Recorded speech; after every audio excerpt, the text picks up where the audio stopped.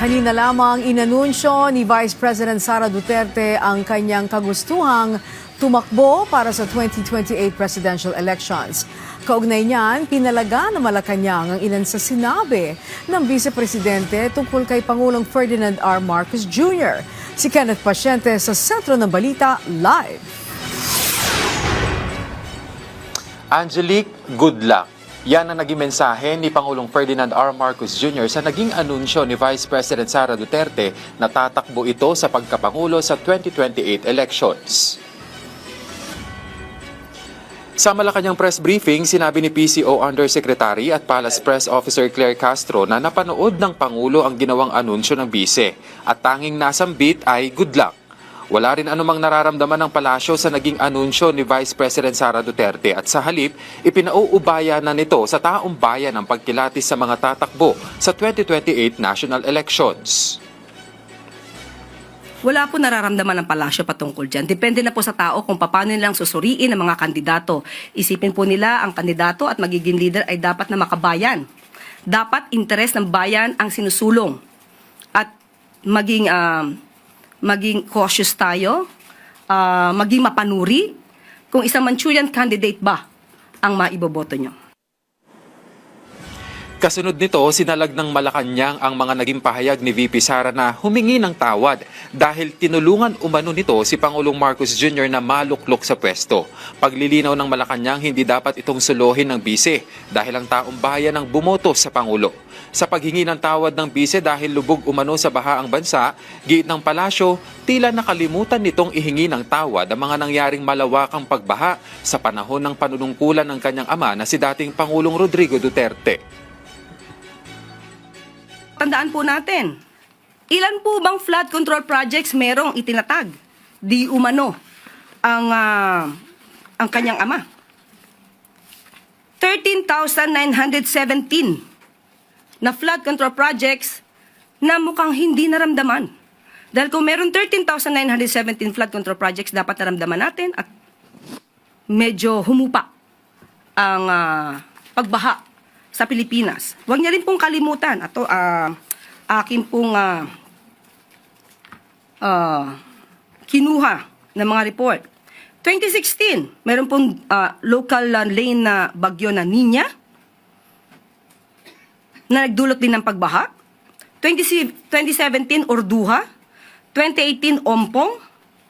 Nagkaroon ng massive landslide sa Benguet. 2019, Tisoy. 2020, Ambo. Lahat po ito ay may pagbaha.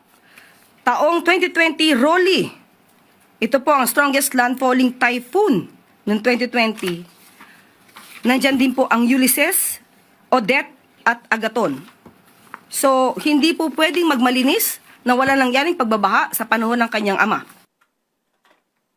Hindi rin umano dapat makalimutan ng bise ang paghingi ng tawad sa iba pang issue.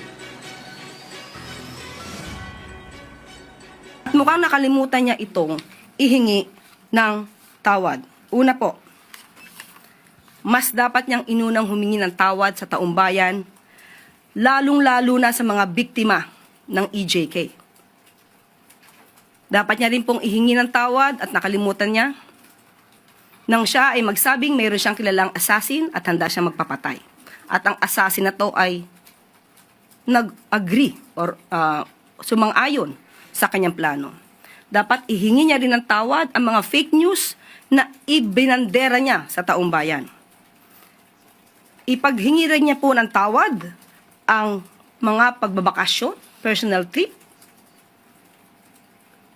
At itong taon na 2025 ay gumastos ng 7 million, if I'm not mistaken, 2025, gumastos ng 7 million for the staff and the security for her personal trips. Dapat po rin niyang ihingi ng tawad nang tinanggap niya ang pagiging sekretary ng DepEd kahit inamin niya na wala siyang kaalam-alam sa pagiging sekretary ng DepEd. At pati ang matatag curriculum ay hindi niya na-review dahil inamin niyang wala siyang alam. Malaking kasalanan po yan sa taong bayan. At dapat din po niyang ihingi ng tawad ang puro paninira. Instead na siya ay magtrabaho at tumulong sa gobyerno. Matatandaan niyo siguro nung sinabi niyang siya ay may alam di umano na mapababa ang presyo ng bigas. Pero hindi niya gagawin dahil wala siyang balak tulungan ang Pangulo. Iyan po ay isang kasalanan sa bayan na dapat niyang ihingi ng tawad. Bagaman nag-anunsyo na ang bise ng kanyang pagtakbo, hindi pa raw iniisip sa ngayon ng administrasyon ang patungkol sa 2028 elections. Sa halip, tutok ang Pangulo sa pagtatrabaho. Hindi po napag-uusapan. Sa ngayon, hindi pa po yan napag-uusapan. Meron nga po tayong kasabihan at ito'y nabanggit ko na. Ang pagkakaiba ng politician at ng statesman. Ang politician, ang iniisip, ang susunod na eleksyon. Ang statesman, ang iniisip, ang susunod na henerasyon.